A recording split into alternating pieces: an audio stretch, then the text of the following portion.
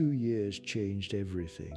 Daniel was no longer the man who had stumbled into the forest lost, afraid, reacting to every sound like prey. The forest had shaped him, the temple had refined him, and the truth had hardened him. He moved silently across the upper platforms of the ruins, his body lean, controlled, every step deliberate, every breath measured. The jungle below shifted with life, but he no longer felt overwhelmed by it.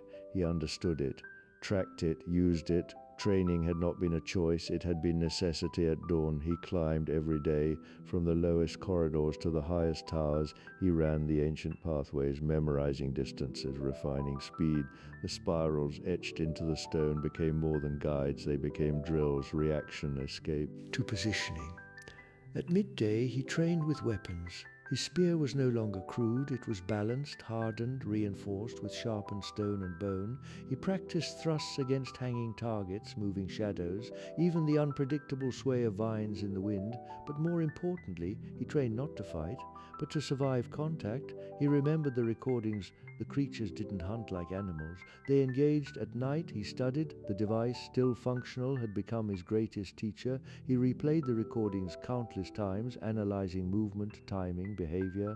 Patterns emerged. The creatures scanned before acting. They responded to motion and energy. They avoided certain areas, the temple's active zones. They're not invincible, Daniel would whisper. They follow rules.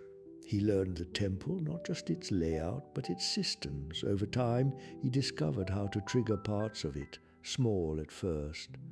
A pulse of light along a corridor, a brief distortion in the air, then larger. By placing the device into specific carved slots, hidden within spirals, he could activate sections of the structure, defense nodes. Ancient technology still working. The first time he fully activated the central beam again, he didn't panic. He controlled it, measured it, shut it down, restarted it. He learned its rhythm, but the most important part of his training was restraint. Daniel had seen the carvings, had watched the recordings. The people before him had been many, organized, prepared, and still they were overwhelmed. I won't make the same mistake, he said one night, standing alone beneath the open sky. 2 years, no sign of them, no ships, no hum, only silence. Too long. The forest felt different now, subtle but wrong. Animals moved unpredictably, migration patterns shifted.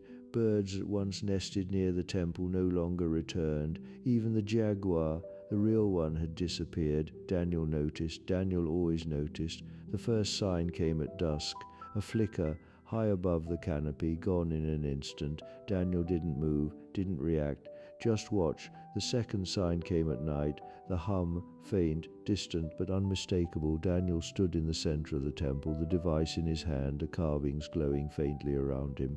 They're here, he said calmly, not fear. To not panic, recognition, the sky answered. 3 lights, then 5, then more. They didn't descend immediately, they hovered, observing, learning. Just like before, Daniel whispered. He moved quickly but not hurried. He activated the outer nodes. One by one, the temple awakened.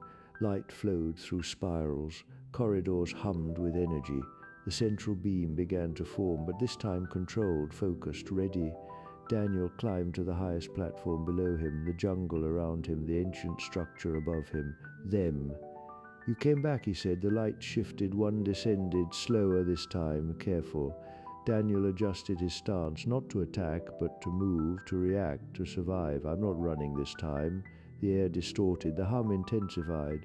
The first of the creatures began to emerge, and for the first time in 2 years, the forest held its breath. Daniel tightened his grip on the device, not a survivor anymore, not just a witness. He was ready, and this time he understood the enemy.